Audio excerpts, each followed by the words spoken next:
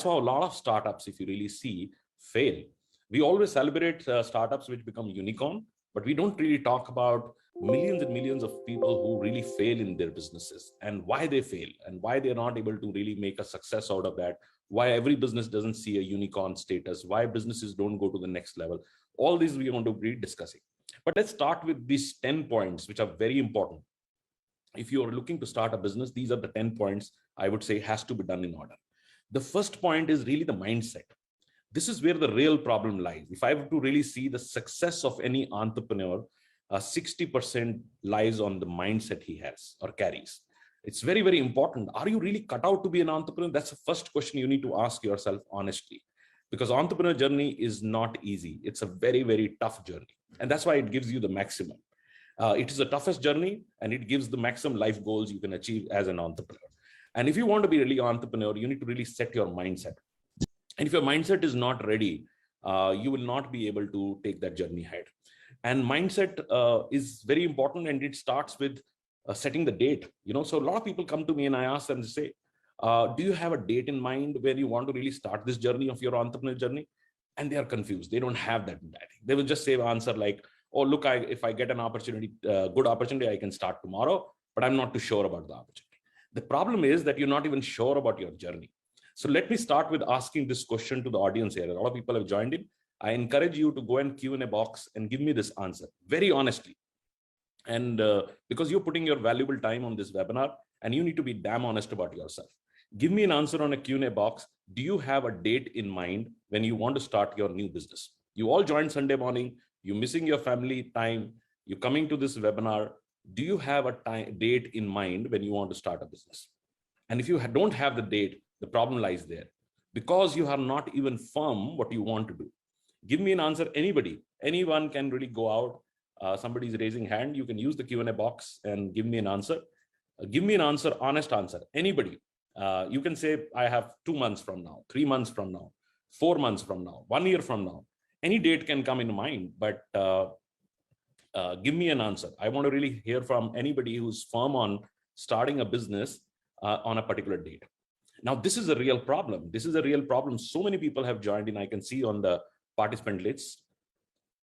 Then there is somebody who's come and said, I want to start on March 23. Shamir has said that. Congratulations, Shamir. And Uday has said, I would like to start in Navratras. Fantastic, Uday. This is what answer I really look at. And I should congratulate Uday because he's very firm. Shamsir is very firm.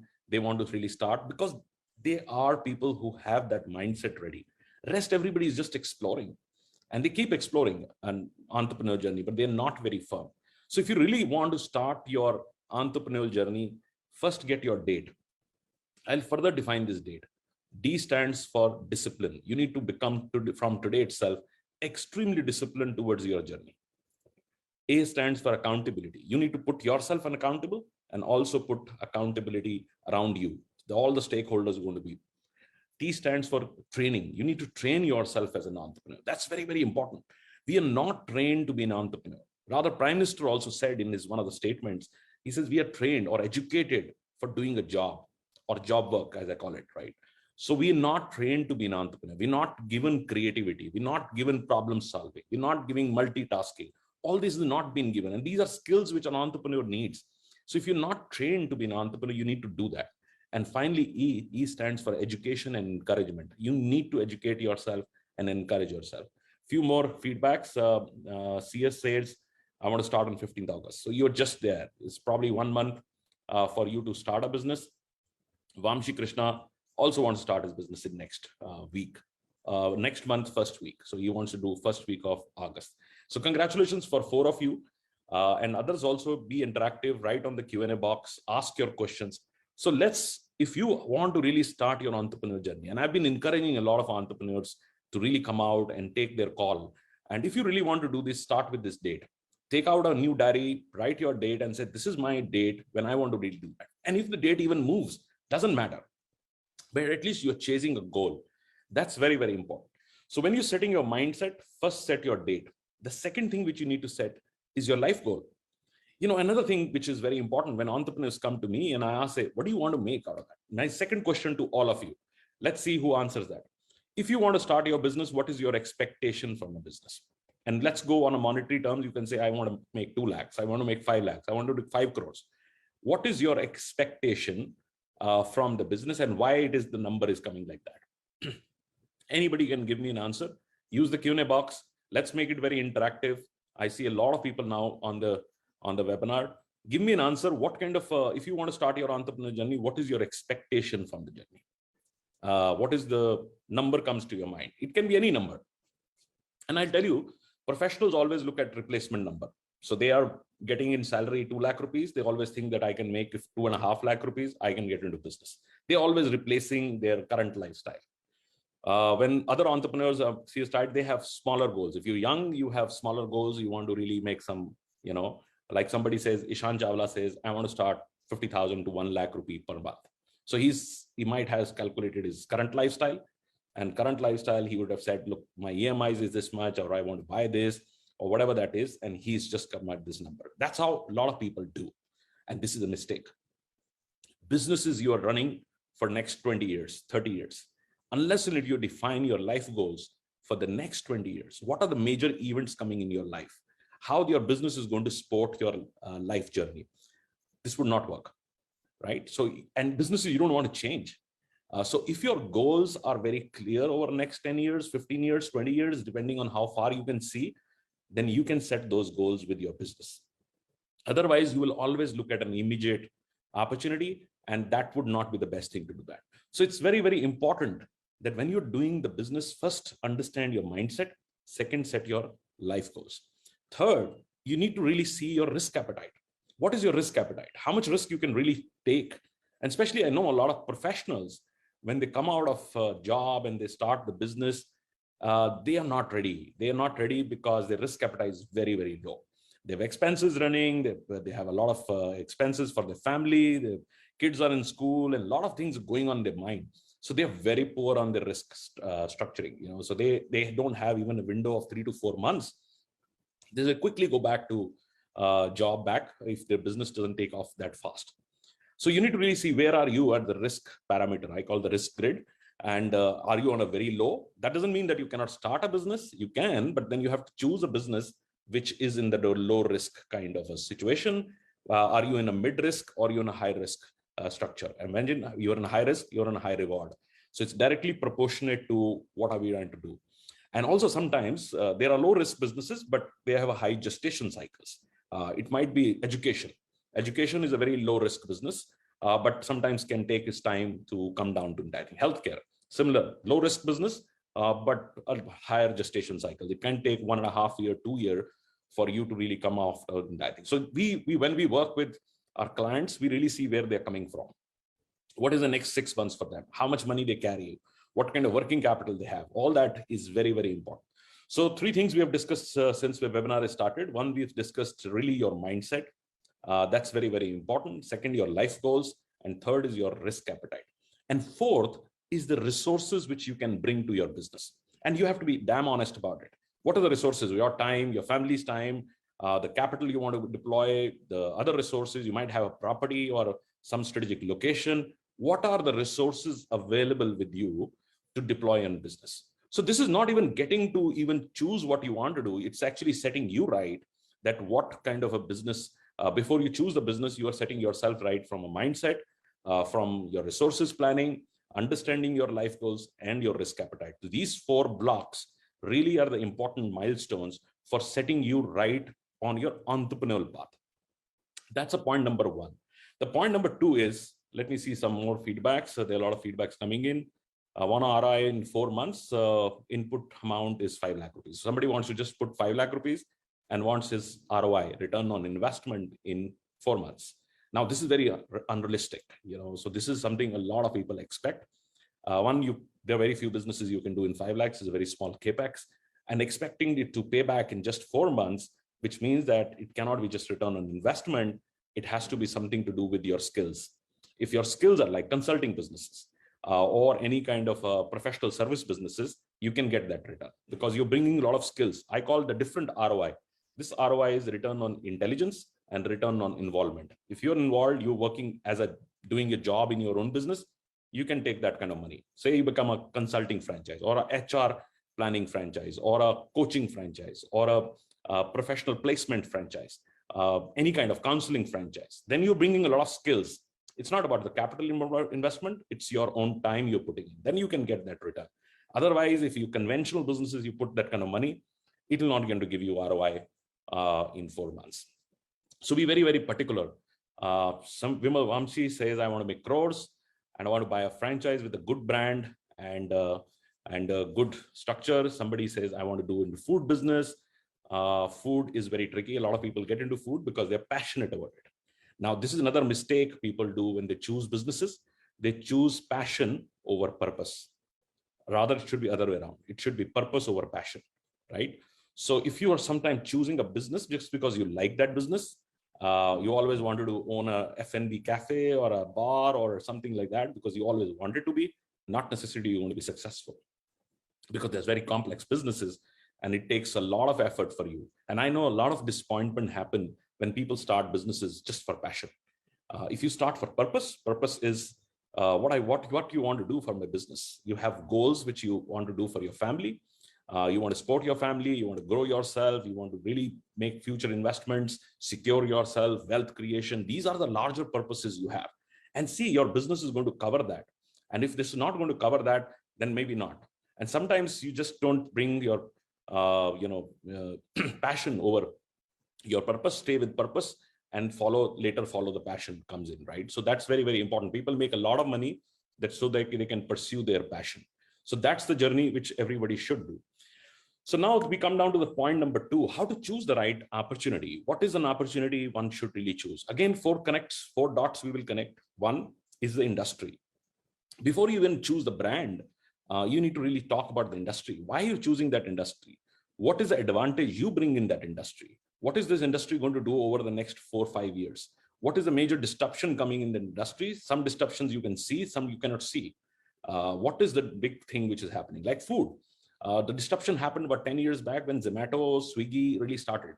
So business moved from not just retail, it became big time delivery. Direct to home became a serious opportunity. But this was not only happening in food, it was happening in fashion.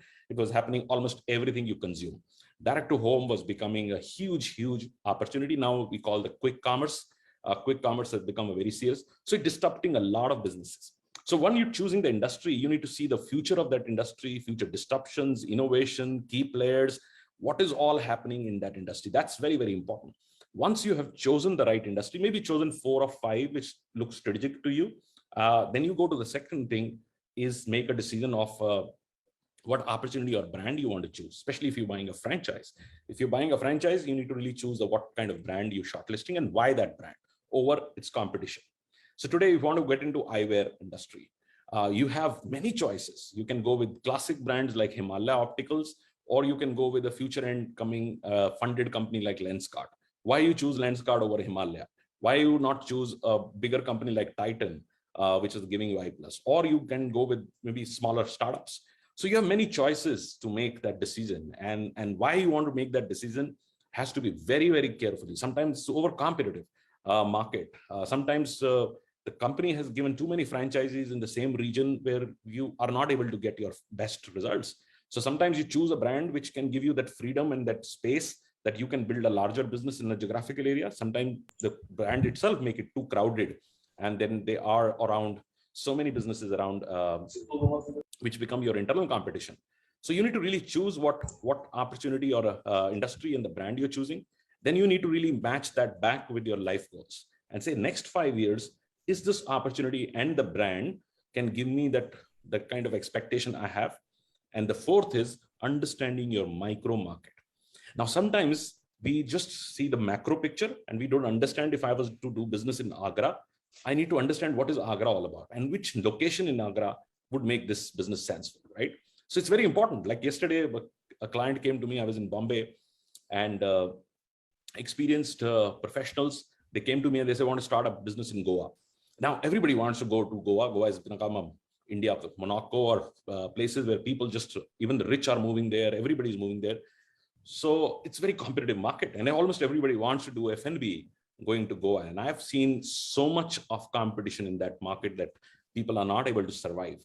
So if you go into a market like Goa, which is now a serious market and serious consumption, what opportunities you want to do that? And after thinking, I told them to do beauty clinics. I told them to do work on pharma. Pharma is a big opportunity there, or anything to do with healthcare, because it's a market which has under penetration of healthcare.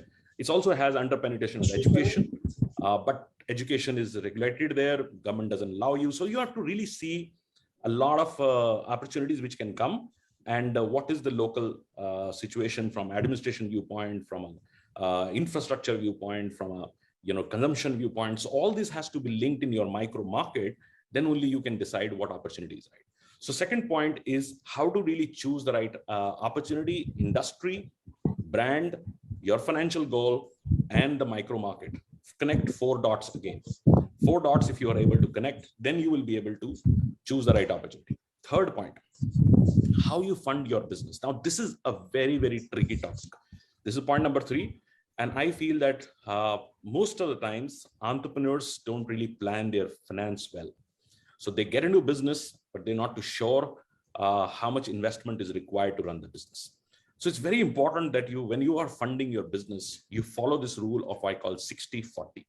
Now, 60-40 is a very important rule. And why I say that I can tell you of statistics which is very shocking. 70% of all businesses which fail don't fail because of entrepreneurs' hard work, don't fail because the idea was not good, don't fail because the competition was too high or marketing or any other reasons. They fail because it is undercapitalized. Now, it's a very shocking fact. People blame it on other reasons. They blame it on because I didn't do enough marketing, I had too much of competition, I have people issue, I was not able to hire right people. They give you all these other answers. But the real answer is the business was not adequately capitalized. And that's why these large companies find success, because they capitalize businesses right. They put the right kind of a framework for that business. So when you're starting your business, always follow this rule of what I call 60-40. 60% is your capital deployment, your capex, and 40% is kept for that business opex to run the gestation cycle. Sometimes gestation cycles are long cycles. Like, for example, you start a school. Now, school can take 6 to 7 years to come down to what I call optimum performance. It can take 10 years to reach your peak performance levels. So it's a very, very long journey, but the schools are for life. If you start a school now, next 50 years is going to last. So opportunities like these sometimes come with a very high gestation cycles. So if you're not capitalized to continue to reinvest for the first 5-7 years in that business, you'll not be able to make a meaningful impact. So you need to really understand what kind of opportunities you want to do. Like somebody said, Barinder Singh has said, I am from Ludhiana. So he has to understand what opportunities he can bring to Ludhiana and what kind of financial investment planning he has to do on that. 60-40, that's also very, very important. That's a point number 3. Fourth point, which is also a big debate. And I see a lot of people coming to me and asking this question. And they say, what should I do? I should buy a franchise or I should do a startup? Now, this is a good question. A good question because you want to always build your own brand, and that's why you want to choose a startup, but you have no experience. You have no experience, then I will say go with a franchise. And that's why franchising has become a $4.5 trillion industry.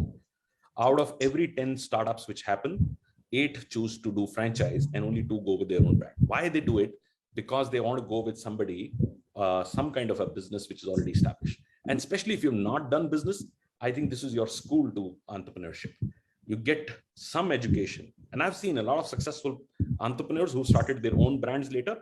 The biggest competition to KFC was a franchisee of KFC. The biggest competition to McDonald's was actually McDonald's franchisee sometime. So if you really see, people have really rided on some success story, some kind of a proven business model, learn the tricks, and then gone out at this later stage to create their own business or evolve from there, which is not bad. All the competitive brands actually at one point in time got their learning from someplace. And that's how opportunities flow. So really ask yourself, should you be ready to take the plunge directly, going with your own brand and doing your own startup? Are you convinced on that opportunity? Or you want to really start with a franchise first and set it up and maybe continue to do more franchisees, and then subsequently at a certain stage, maybe start your own entrepreneur journey? That's a very important question, but you should be damn honest about your current capabilities. If you feel that you can go all by alone, then maybe startup is a great opportunity. But if you feel that you need some support, you need some guidance, then maybe franchise would be the right opportunity to do that. Now, once you have made that decision, you've chosen the opportunity, just don't jump into the business part. Write your business plan and financial plan. This is another mistake entrepreneurs do, because they don't really prepare themselves. They don't prepare themselves. They don't write their business plan. They don't define their business. They don't understand resources required. So the team required, what kind of team you need, what kind of organizational structure you need, KPIs, what kind of milestones you want to set for yourself, and financial plan. That's also very important. Draw the financial plan. But if you've done this, you're still not sure they're right. Go to industry experts. Come to even Franchise India. Use our services and ask a validation for it, because you don't for yourself, but you don't have ability to validate your business and financial plan. So you have to come to somebody specialist, maybe hire a business coach. Go to a business coach and say, I want to validate my business and a financial plan, and I want to really see how it really works. Friends, I see a lot of comments coming in. I will take up all the questions, and others can also start going in questions, or any point you want to make me more clarify. Please do use the Q&A box, and I will cover all your points which are written there. And any particular question which comes to your mind in terms of a particular brand, opportunity, ROI, some feedback, some industry feedback, just write on the Q&A box, and I'll be happy to take up. If you have a real estate and you want my advice on what should you do on that real estate, that also you can write. So let's get on to sixth point. Sixth point is resource planning. How do you plan your resources? What kind of resources you need to do? And when you are planning resources, first one question you need to ask yourself, are you a great operator, or you need somebody else to operate for you? Now, this is a very sensitive, important question, very important question. I see people with great ideas, hardworking, but they might not be great operators. Sometimes they are impulsive, sometimes they don't gel with people well, and they have some personality issues, and they have to be honest about it. You need to really see your own skills and your own ability to attract talent around you, manage the talent, and so on and so forth. And if you're not a great operator, admit it. Admit that fact that you're not the great operator, and find somebody who can be either a co-founder with you, who can help you operate that business, or somebody within your family who you can bring along. Like I see great husband-wife teams today run successful entrepreneur programs because they both have different skills. And like we're advising one school, and husband-wife is a great team. Wife is actually very academically advanced. She contributes a lot in academics. The husband is really working on the finance and the business model, a lot of marketing capabilities, and so on and so forth. So they complement their operational responsibilities because there's so much to do when you run even a small business. A small business also has many functions, from marketing, from sales to daily management, finance, a lot of other things. So if you are not somebody who can handle all of that, and you need people with you, either you have to find a co-founder, or you need to have somebody along with you. It can be a friend, it can be family, it can be anybody, or you can even elevate some of your employees which you want to early get and make them part of this whole structure. And this is why a very important aspect. So when you are planning your resources, the first question, the most important question you need to answer, are you a great operator? Would you be able to really run this business alone? And if answer is no, then you need to have somebody along with you. That's very important. And that's something which one should admit. And you should not be in the greed of holding everything together. Some people don't want 100% of that. And I feel that 100% of nothing has make no sense to me. Rather than you should have 1% of something more meaningful. So don't run after just holding everything with you. And if you feel that anything which can become meaningful, have the heart to share with others and bring them also in that business model so that your business can run very effectively. So that's a point number 7. Now it gets on to the 7th point. 7th point is 4 cycles of business. What are the 4 critical cycles of business? Now, this is where the business, when you start, it's in the foundation stage, stage number 1. And this is the most tricky stage. Tricky stage because you don't know that business so well. Almost every day, the business surprises you, gives you some kind of a nightmare that you are going out of control of this business. Now, that business is a time for learning, but not doing too many mistakes or not doing too much of expense. keep it tight, keep it, very, very controlled. I see sometimes entrepreneurs start the day one of their business, they're bringing their families, their friends, and so many people are coming in and opening this business. And I find most of them, and I've gone to many inaugurations, many of these people have no relevance to their business. Just you want to tell the world that you've got this business and you spend so much of money in your openings. Makes no sense. I like these large companies. They quietly go and open up their businesses. Look at Starbucks. They don't even do a formal opening. They just go out, and whoever employees are there, they take picture and they get started. Even a company like Starbucks don't make a situation like that. Why? Because they know that this location would take its own time. And many opportunities would come to celebrate, to go about telling that this is the best location we've got. But initial days, we'll have a lot of challenges. We'll have challenges of people, talent, supply chain, resources, vendors, everything would come. The first 3 months, you need to tell yourself that you are an employee of the business. You have to learn many tricks in the business. You will have to learn multiple roles in your business. So every single role in your business, you have to do it for a week to champion it, because then only you can transfer or overlook that. So if you've not done yourself that, I know a lot of people who start retail business, but they have never touched the point of sales. They cannot even make one check bill out of their own store. So they are so dependent. They are so dependent on others. And that's why they start doubting them, because they cannot do it themselves. So they are always in the worry of their employees taking things from them and so on and so forth, because they don't know the business well. So if you know your business well, you will never be worried about anybody taking you for a ride. So first 3 months are your foundation stage. And at that stage, every week, you need to choose one task of your business, which is new, and try to do all tasks yourself. All tasks. Once you've done all tasks, you know what it takes to do it, what is the turnaround time for that. You need to know everything about it. So that's the first stage. Stage 2 is getting the business stabilized. Stabilized means that your team is stabilized, your processes are stabilized, you have a lot of auditing structure in your business, and that's where the business gets extremely stable and your cash flows are stable. So this is the stage 2. Normally, this also takes about 3 months. Third stage is where you start growing. And this is a fun time. And that's the fun time where you start thinking about growth, getting more customers, getting to a level where you're progressing almost every week, numbers up. And that also is a very, very important stage. And this is the stage which entrepreneurs love. They always want to grow their businesses. They want to take it to the next level. You want to be really rewarded for what you've created.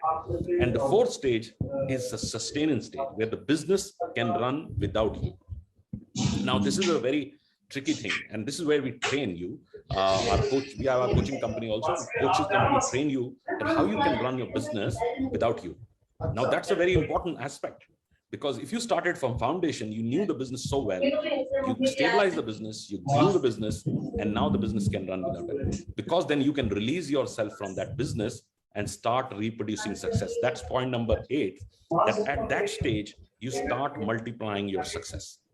And this is where you have got the formula, you got the pattern, you know what to be done. And that's why when you look at people who are doing so many businesses, look at first generation Gautam Adani. While anybody can write anything on media, but I'm becoming fan of this guy because he's done in such a short period so much.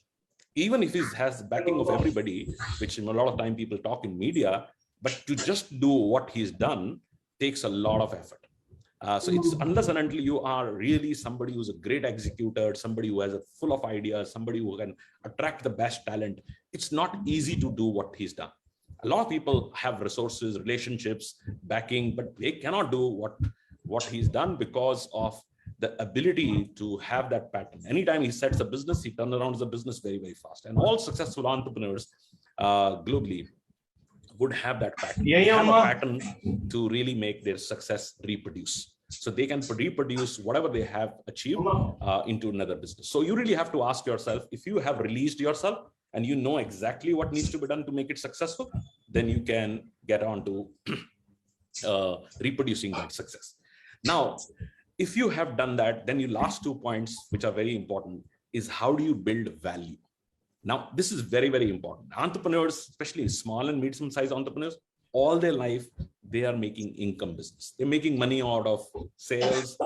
They have profit and they take profit back, buy another house, another car, or any shopping abroad, or put some savings for their family to do it, but they don't create value. And these times, when we hear somebody sold the business for 100 million, 200 million, $1 billion, we look at ourselves and say, why are we not able to do? Because we never build value, especially family businesses. Family businesses want to really keep the business for their generations. They don't want to create value.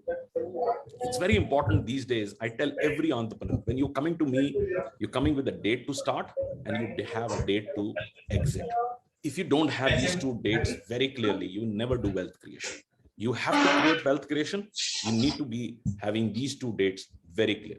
But what it takes to build value, how a value is built in a business model. The business value is built on 3 points. One, predictability. Predictability, once your business has predictability, it knows what is direction it is going to go in next 4 or 5 years, then that business to me is building value. The point number 2 is sustainability. Sustainability means that nothing is going to change drastically in your business. Your margins would continue to rise. Your team would be intact. You have put some kind of a mechanism that the business is in control and sustainable. And the third is it has a very large growth trajectory. Total addressable market. So total addressable market is very big and you are on a growth trajectory.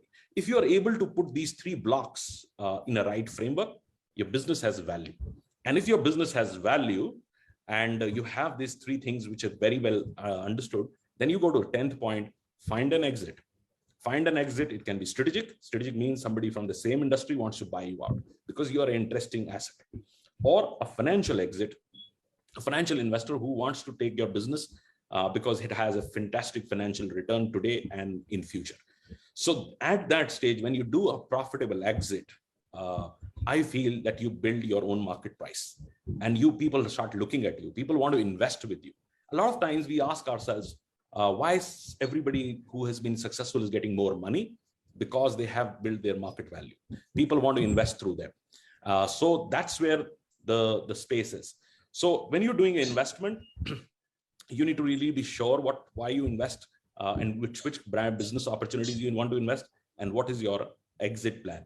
Any good investment which has done well and created an event, I can tell you would build your sustainable future, and you will continue to attract a lot of investments, a lot of capital on you by a lot of people who don't have that decision making or capability.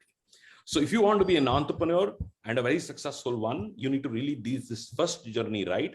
And if you've done the first journey right, I can assure you that a lot of other future journeys, you will have a lot of people around you who would come and invest with you. So friends, this was my today's discussion. I hope I was able to give you some insight on being a successful entrepreneur. If you want to build a successful journey to be an entrepreneur, this is a journey you need to follow. If you want to see my other videos, go to gauravmarya.com. A lot of other videos I keep putting in on investment, scaling, and exit. Anything which I and my company can do. I have a program called Advantage. Advantage program is created to help entrepreneurs either invest, scale, or exit their businesses. Any idea you have which you feel can be scaled and you need our help, Franchise India help, we are happy to participate on that. So reach out to us. I'll also put our business hotline number. This is a business hotline number where you can send a WhatsApp 9819 97186.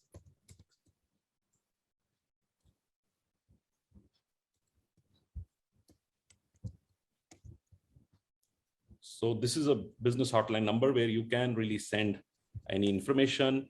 If you want to reach out to me, I have also my direct email ID. It's very simple, gm@gauravmarya.com. I put in a chat room. So that's the number. Let me see some. So I put in a Mr. Yadav. It's on the chat box. You can note down. Mr. Rizvi, he wants to cater franchisee abroad. Yes, you can do. There are a lot of international opportunities. Somebody's in chocolate business. I want to know more about it. So somebody asked a question, service is important or quality? Both are. You cannot make either or that. Somebody says, I want to hire a hands-on manager to run the business, but you need to know what you can transfer the knowledge. Then only you can transfer the knowledge to manager or any staff you hire. And Mr. Parekh wants me to talk about a particular industry. So if you send me a mail, I will be happy to give you for laundry business. It's the best franchise. I have been investor into a laundry business, so I like the business because it can be, a great business, and a lot of shift is happening to laundry business. It's still very small in India, but very large industry. So friends, there are a lot of other questions, but I have to do another webinar, which starts in another 14 minutes. So I have to be on that. So thank you very much for your time, and reach out to Franchise India if you want to invest, scale, or exit. That's what we do for our professional journey. That's why we work with entrepreneurs like you, help them to make investment decision, help them to scale their idea, and finally make a profitable exit for them. So thank you very much. Thanks for joining in today's webinar. I hope I was able to give you some insight, and always remember to put that date, because that would be the biggest achievement of your entrepreneur journey when you start with this date. Rather, the first date when you want to be an entrepreneur, and second date when you want to do a profitable exit. So thank you very much, and enjoy your Sunday.